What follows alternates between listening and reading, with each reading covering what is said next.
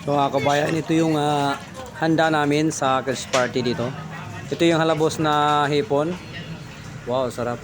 May Sprite to mga kabayan pagluto. Ito naman yung gagawing lemon chicken. So ito wala pang sauce. Siyempre may kanin na handa na. Okay. Kanin daw mga kabayan. Tsaka ito yung pagkain namin mga kabayan sa nagpa-serve. Ito yung gulay na zucchini with corn.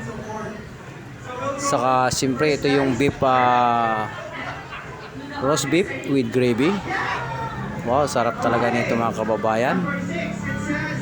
Ito yung halabos na hipon na biniprepare ganina. So nakalatag na sa buffet mga kababayan. Wow, ang sarap nito. Tsaka ito yung chicken ganina na fried pero ngayon mayroon ng lemon butter.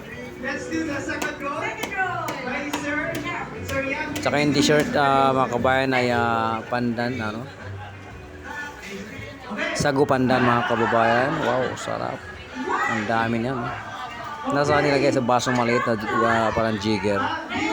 Hindi na kailangan ng teaspoon yan. Ano lang, tanggain na lang. Siyempre mga kabayan, pag may party, may litson. Wow, grabing sarap itong litson na to. Hinihiwa pa na yung chef namin. So yan mga kabayan, naka-display na yung pagkain lahat. Nakakatakam. Yun lang.